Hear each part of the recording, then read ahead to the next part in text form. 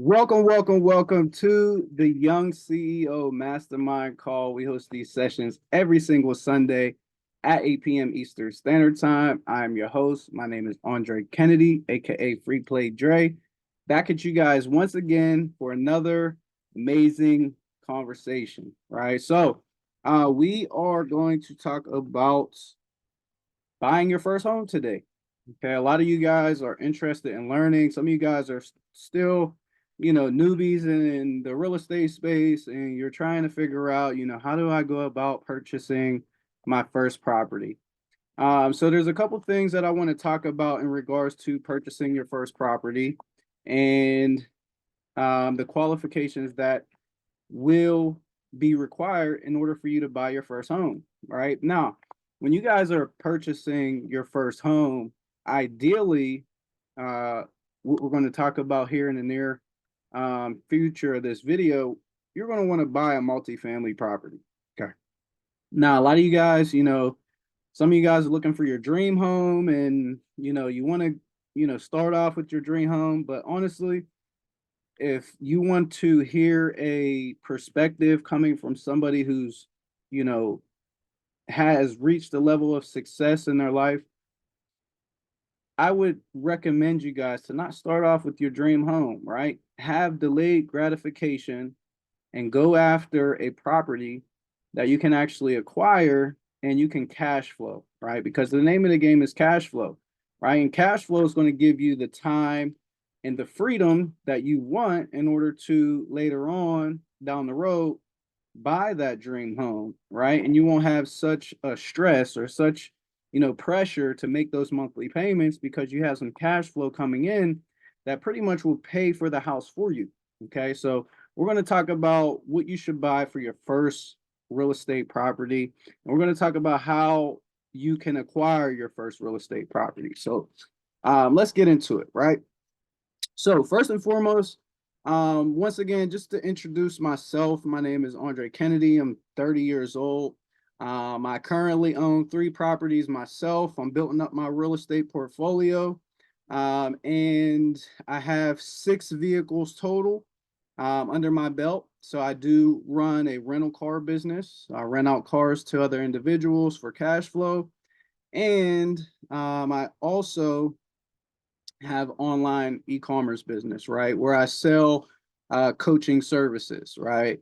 And we host different calls every single week, just like this, where I go over with my team, basically, strategies and things like that to help you guys implement to be able to, get to the next level, right? So last week on the Young CEO live session, we talked about um, business credit, right? We talked about the benefits of having business credit, right? Where you can get 0% interest business credit cards where it doesn't report to your personal credit.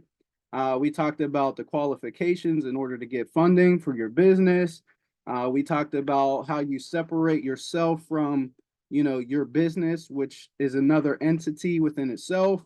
What I did not mention, what I wanted to mention also is that you can create multiple LLCs where you can get funding for every single one of them, right? So that's a major business hack is not only can you do this and acquire funding for just your one single business, but you can create multiple businesses for multiple different, businesses that you run. For instance, you might have an LLC for your real estate. You might have an LLC for your credit business. You might have an LLC for your car rental business. You might have an LLC for your vending machine business, right? Each of these different LLCs can receive up to, upwards of $100,000 worth of capital a piece, right? So that's how people are able to really scale up the credit space and really get access to funding that's able to, give them financial freedom and cash flow. Okay, so back to the topic. What we're going to be talking about today is acquiring real estate, your first real estate property. If you guys didn't notice the hat, of course, it is St. Patrick's Day today when I'm hosting this video. So that's why I got the hat on. Shout out to the people that, are celebrating today and the Irish, whatever, right? So happy St. Patrick's Day to you all. So anyways, let's go ahead and dive into the information for today. So it all starts with your personal credit. Okay, we did talk about business credit, and we talked about the root of getting access to business credit requires you to get your personal credit in order. So today I'm going to teach you guys the 5 factors of building your credit and a couple tips when you're building it out. Okay, so number one, when your credit score is being calculated, there's 5 different factors, right? And the 5 factors of your credit are these, right? Number one is going to be payment history. Okay, 35% of your credit score is your payment history. Okay, what does that mean? That means you want to make sure your payments are on time. A tip for this is always to put your credit cards or your bills on auto pay, right? Link it to nowadays you can literally get an app. You can go into the app and you can set up automatic payments to come out of your checking account every single time that payment is due. Okay, so for whatever subscriptions you might have, for whatever reoccurring bills that you guys might have monthly, whether it be your rent, your electric bill, so many your gas bill, your water bill, your Netflix subscriptions, your um Amazon subscriptions, right? You guys have a lot of those things, and I want to be able to relate to you guys, but these are the things that you should be putting on auto pay so that you don't miss any late payments, right? Because one late payment can really tank your credit score. Okay. Now it can be repaired by a credit repair specialist. We offer those services for $100 of a one-time fee, where you also are required to pay for monitoring, but it can be repaired. Okay, so late payments can be removed, but but you guys do not want to get into a position where you even have to see a credit repair specialist. So just make sure you put your payments on auto pay. Okay, that makes up 35% of your overall credit score, right? So if you look at a pie chart and you're surveying, what this portion is, that makes up the biggest portion of your credit score is your payment history. Okay, number two is going to be your credit utilization. Okay, your credit utilization means the amount of debt that you have opposed to how much that actual credit line is. Okay, so if you have $1,000 credit limit, right? Just for the sake of numbers, if you have $1,000 credit limit, you only want to use maximum, right? That you want reporting on your credit report is 30%. Okay.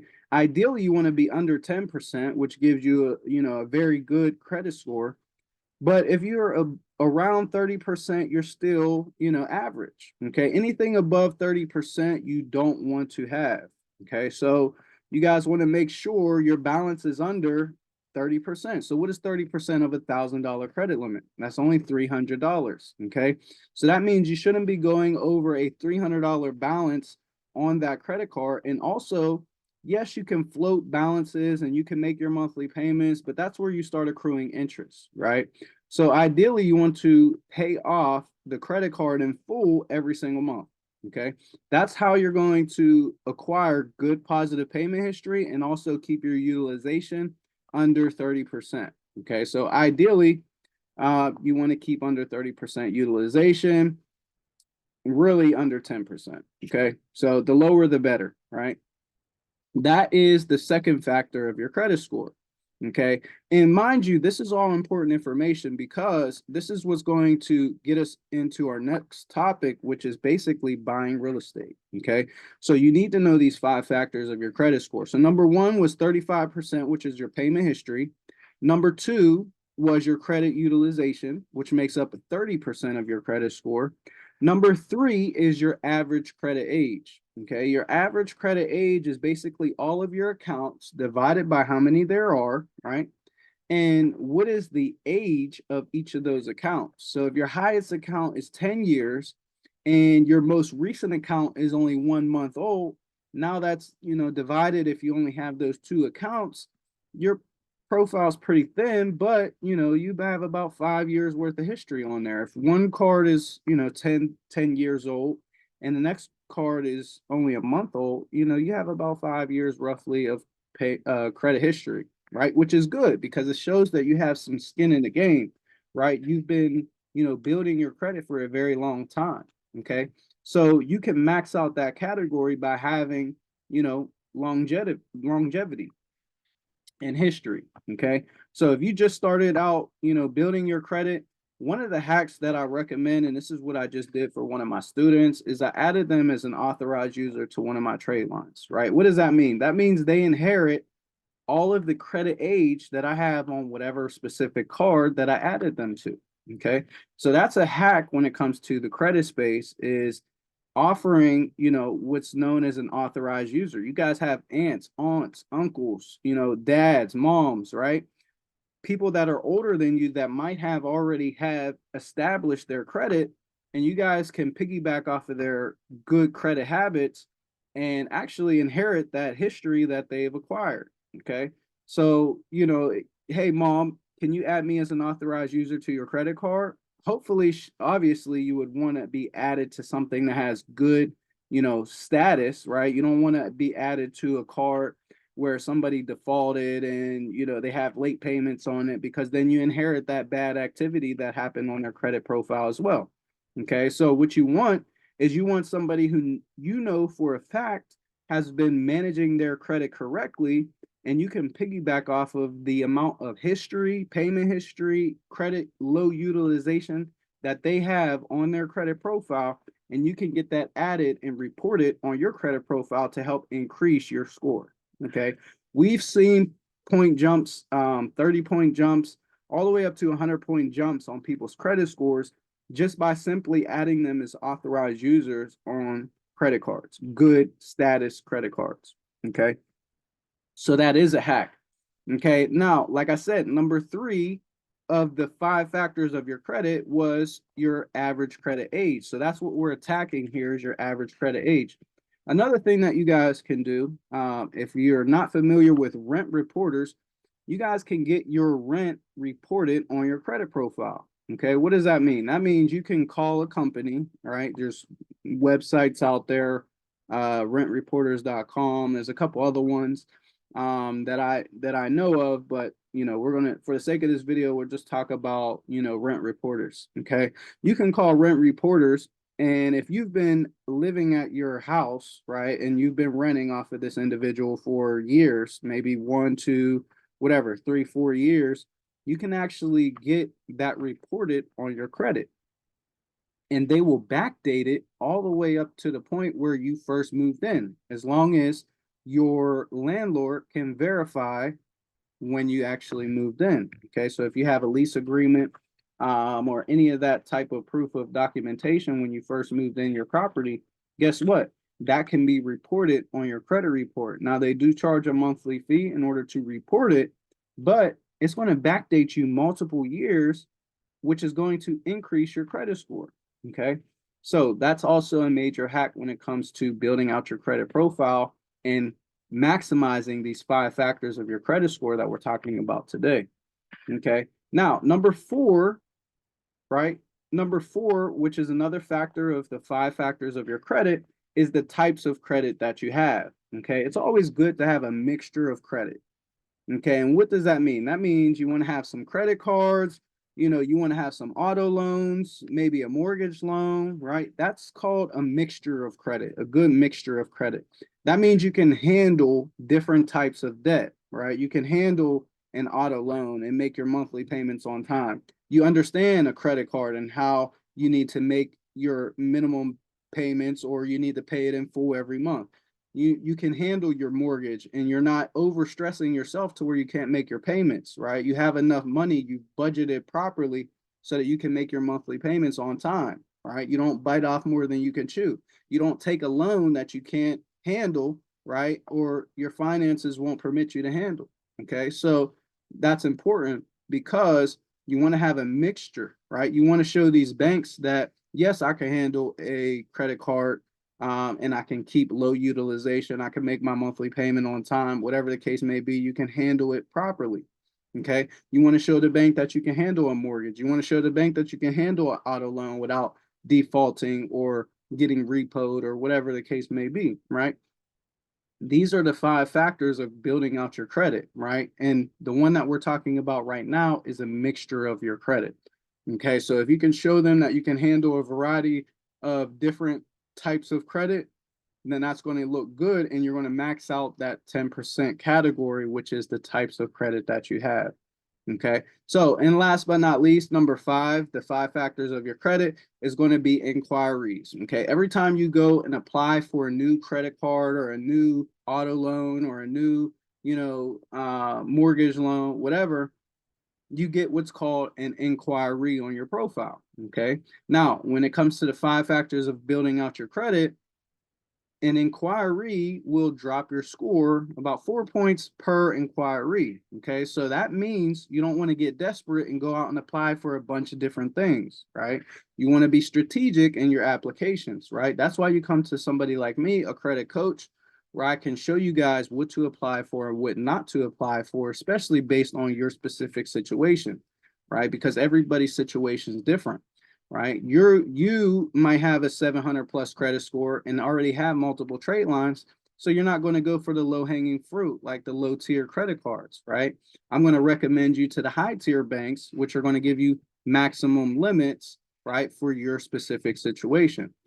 As where somebody who's brand new and doesn't have much on their credit profile, I'm going to point them to the credit builders, right? Some of the credit builders that I have on my list, I'm going to point them to those because those are the credit builders that they're going to need to show the banks, right? To show them that they can handle, these sort of products, to then where now they can go to the bigger banks later on and get approved instead of getting denied because they have no history or nothing under their belt, right? So that's the importance of, inquiries, not going out and applying for a bunch of different things at one time. You want to be strategic, okay? Because inquiries affect your credit score. Every time you do an application, that's going to affect your credit score. Now, there is what's called pre-approval applications as well, okay? A pre-approval application means that you can actually see if you're approved for a credit card or a limit before you actually get any inquiry on your profile. Okay, so that's important because a lot of times you can just check and see and test the waters and say, okay, I'm going to do this application, but I know it's not going to affect my credit profile. So whether I'm approved or not, it doesn't affect me. Now, if I am approved, then I'll have the choice to take the hard inquiry. But if I'm not approved, then I don't have to take the hard inquiry and I can continue on about my day without affecting my credit score. Okay. So that's why it's important to do pre-approval applications at the beginning of your credit journey, as opposed to going in and just, doing every application that that has a credit card. Okay. So you got to be strategic. Okay. So saying all that to say this, the 5 factors of your credit is important to know because that's what's going to lead us into buying our first property. Okay. Our first real estate property. Okay, so let's talk about the qualifications behind buying your first real estate property. Okay, now your first real estate property involves having good credit, right? You want to have a 650 plus credit score. Okay, that's one of the qualifications that you're going to need. Now, reverting back to the 5 factors of your credit, you're going to need to want to max those out because the higher credit score you have, when you go to do a mortgage application, the better, okay? The lower interest rate you're going to get, right? That goes across the board with auto loans. It goes across the board for credit cards, and it goes for mortgages as well. The higher your credit score is, that means that you've been making your payments on time, you kept low utilization, you have a longevity of history. That means you have some skin in the game. This is basically the scoring model that people use to determine whether or not you're going to be a worthy person to lend to. Okay. And when it comes to mortgages, it's all about the loan. Okay. It's not necessarily about the property when it comes to your personal credit, or your first home. It's really about, your credit score and how you've demonstrated in the past how you can handle the loan that they're going to give you for the property. Okay. Because a lot of people don't just have cash to go out and buy their property cash. Okay. Now, keep in mind, right? We want to have a 650, and that's just to get in the door for a pre-approval mortgage loan. Okay. But ideally, we want to have a 700 plus, right? That's going to give us the lowest interest rate. Okay. Now, another qualification is we're going to need our last two pay stubs. Okay. So we're meeting this criteria, right? We're going in with the mindset we've already, maxed out our personal credit score. We've already, gotten everything in order to get approved for a first mortgage loan as far as our credit goes. Now we're dealing with the documentation, right? We need our last two pay stubs. Okay. So that means, if you're working a job, right? Obviously, that means we need to have some sort of documentation on paper. We need to have a job. Okay. So I've been at my job for 2 years, right? These entrepreneurs who will tell you, quit your 9 to 5. If you haven't received your mortgage loan from that 9 to 5 yet, that's not good advice, in my opinion, right? You need to stay at that job for 2 years. Okay. You need to stay at that job for 2 years, right? Because you're going to need your last two tax returns as well, right? Which is number two. You need your last two tax returns. Okay. So your last two tax returns and your last two pay stubs. Okay. So your last 2 weeks of work or last, 4 weeks of work, because if you get paid every 2 weeks or you get paid every week, depending. Okay. But you need your last two pay stubs and you need your last two tax returns. So that means you would have needed to be at this job for 2 years. Okay. So some of you guys, hopefully, if you did, switch jobs, hopefully that job is still within the same field of work. Okay. So if you worked, at retail for a year and then you left that job for whatever reason, hopefully you went back into another field that is also retail related. So that way the 2 years will basically extend. Okay. Now, if you are at retail for a year and then you switch over to, sales, that's a different field of work. Okay. So you got to be careful when you're switching jobs and switching around and things like that. Right. Why is this important? Because this is the qualifications to get what's called your first time home buyer's loan. Okay. Your first time home buyer's loan, also known as FHA, is going to allow you to put a small percentage down in order to get approved for a mortgage loan. Okay. And if you know what I know, which is your first property should be a multifamily property, then you can actually gain wealth simply by following and meeting this criteria, right? I believe anybody can get rich. And why do I say that? Is because even if you worked at McDonald's, that shouldn't stop you from meeting all of the criteria in order to have a good credit score. Okay. Even if you worked at McDonald's, you can still have a 700 plus credit score. Okay. You just have to budget and manage your bills properly. Right. And as long as you make all your payments on time, keep low utilization, have a mixture of credit, blase, the 5 factors of building your credit score, you can meet the criteria with this mortgage loan, right? The FHA, first time home buyer's loan. Okay, you can have 2 years at McDonald's and provide 2 years worth of tax returns. You can have your last two pay stubs. You can have above a 650 credit score. And also, this is another criteria point that we need to meet, right? Which is our debt to income ratio. Okay, so how much do we make as opposed to how much debt we have going out, right? So it's important to budget, right? And this is what this means, right? This means debt to income ratio, DTI. This term basically is telling you that you need to budget properly. Okay. That means don't go and buy, that brand new car right off the jump, right? Don't go buy that brand new car right off the jump, because now your monthly payment is going to be high. That reports on your credit. And depending on, if we were mentioning before, like if you had a McDonald's job, right, which is okay if you're going to use it to purchase your first real estate property, you don't want to bite off more than you can chew, right? If you have $500 payment, but you're only making, $2,000, that's a big portion of your income, especially whenever not only do you have to pay for the auto loan, but you also have to pay for the insurance as well. Okay. So the banks are going to look at your credit profile and they're going to evaluate, well, how much does he make as opposed to how much debt he has going out, right? Every single month. and they're going to see you can't afford this mortgage, right? Because you still need to put food on the table. You still need to be able to live, right? They have all this in a calculation where they're going to be able to tell you right away if you're going to be able to afford this mortgage loan or not. Okay. So having a low debt to income ratio is going to be important before applying for your first mortgage loan, right? Make sure all that debt is paid off, right?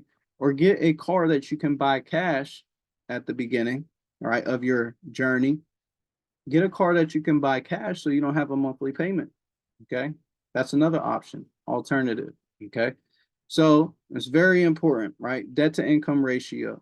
Make sure the debt that you have going out is under 40%, right, of the income that you have coming in. Okay. It's very important, right? That includes your rent as well, right? Because you're going to, when you go to fill out that mortgage application, they're going to want to know how much do you pay in rent. Okay. And they're going to want to know how much, obviously, they're going to be able to see how much auto loan you have going out as well on your credit report. So this is all important because you want to be able to get the low debt to income ratio so that you can get approved for the most mortgage that you can get approved for. Okay. Now, also what you're going to need to have is your reserves. You're going to need to have 3.5% as a down payment on this property. Okay. So what is 3.5%? 3.5% of 100,000, right? You can get approved for $100,000 mortgage loan. 3.5% is only $3,500. I'm sure you guys can save that up even working at McDonald's. Okay. Put aside maybe, $500 every month, right? And eventually you have 3,500 within that 2 years worth of working at McDonald's, because you're going to need to have 2 years worth of tax returns any old way. So within that 2 years, you need to save up, 3.5% of a deposit in order to get a mortgage loan. Okay. That's important. Now, not only the 3.5%, but you're also going to have to cover the closing costs, which is typically about 3% of the purchase price of the property. So, that's about another $3,000. So all in, you're about 6,500. You guys can do this. You guys can save up that amount of money, and you guys can get approved for your first property. Okay. So 3.5% down, that is required. And then also to cover the closing costs, roughly about 3%. So you're looking at about $6,500 to get approved for a $100,000 property. And if you're going to get approved for a $100,000 property, make that property be a multifamily, right? Less than 4 units and above 1 unit is a multifamily. So I'm looking for a duplex. I'm looking for a triplex, right? And where do I find these properties at? I find them on Trulia, Redfin, Zillow, Realtor.com, right? These are all websites that you guys can go to shop. You can type in 2 to 4 unit properties, right, within my area, right? And you guys can find those properties. Boom. Now you found a multifamily. You put down your 3.5% down. You also have your extra maybe 3-4 grand to cover closing costs. Boom. Now you have a multifamily property. Okay. And we do what's called a house hack, right? So you live in one unit and you rent the other units out, right? You live in one unit and you rent the other units out. Very, very simple, right? You're a homeowner, right? Now you have rental units as well. And guess what? Those people that are living in the other units are pretty much going to cover the mortgage that you have on that property. So now you're living freely, right? You're not paying any rent because you're collecting rent from the other tenants that are in the same property that you've acquired, and you're living for free. Okay. Plus, you might have a little bit of extra for cash flow, right? So not only are you still working at your job at whatever McDonald's, we're just using that as an example because that's like loads here fruit, but you can still get rich working at McDonald's, a 9 to 5, right? And you can acquire a multifamily property, especially in this area, right? In Pittsburgh. Okay. Now, some of you guys live in different markets, right? So this won't work for everybody, right? You're not gonna save up $3,500 and get a multifamily in different areas with that type of money. Okay, like Miami, for instance, where houses are $300,000 at minimum almost, right? And different markets, call for a different amount of savings, but they also have better jobs there where you're able to, work 2 years and save up maybe twice or three times as much. Okay. But never say never, because the market always, always, always gives, things and opportunities, right? I've seen houses on the market in good condition for like 50,000 multifamily units, right? I've come across plenty of deals on the MLS and even off market properties as well that you guys can acquire with, you know, the FHA program. Okay, first time home buyers loan program. Now, the name of the game is cash flow, right? So we talked about living in one property or one unit and renting out the other units within that same property. Okay, that's very important, right? And that's why I said you guys don't want to start off with a dream home. You don't want to start off with a property that you don't have enough money to maintain. You want to start off with a multifamily unit where you can live in one unit and rent out the others, right? This is called house hacking. Okay, and this is a strategy that can definitely get you to the next level because now you're starting to create financial freedom, and eventually you can move out of the multi-family property that you've acquired and you can rent out the unit that you used to live in. Okay, so now instead of, you know, only one person or two people paying your mortgage back, you move out of that unit. Now you have another unit free and available that you can rent out. So now the whole income producing property is paying for your living expenses at your next property. Okay. So it becomes a snowball effect. And guess what? Now you can go out and you can acquire another property, hopefully another multifamily, and you can just stack up and stack up and stack up, right? So this is how you build generational wealth. This is how you purchase your first home and what type of first home you should be purchasing when it comes to the real estate space and the real estate game. So I love you guys. Hope you guys got some value, some information. If you guys have any questions, feel free to drop them in the comments. Glad to answer any questions that you guys have. If I missed something, feel free to drop it in the comments. We got some people that might be interested in hearing some of that value that you might have to give, or they might be able to get value from whatever question that you ask that I can, answer for you. So with that being said, I hope you guys have a blessed evening. Feel free, like I said, drop the questions in the comments and I'll get back to you as soon as possible. If you guys are watching this on YouTube, make sure you guys like, comment, and subscribe on the video because we'll be dropping more content every single Sunday. I'd be glad to have some other individuals hop on the call, hop on the videos as well, and maybe, just do some interviews, do some content to network with other like-minded individuals who also believe in the house hacking, also are real estate investors, and also understand the real estate buying process.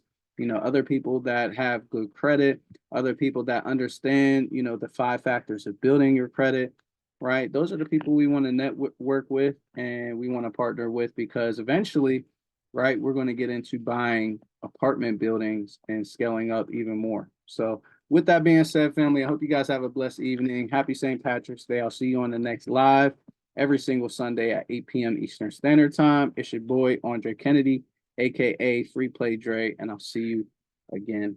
Peace.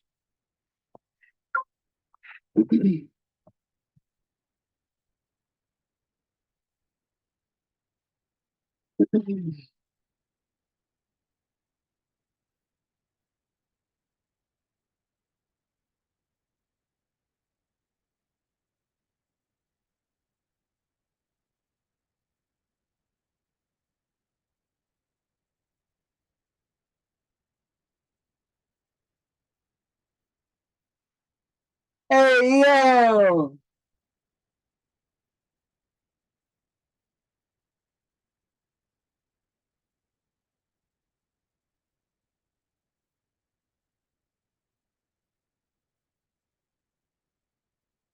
Yo,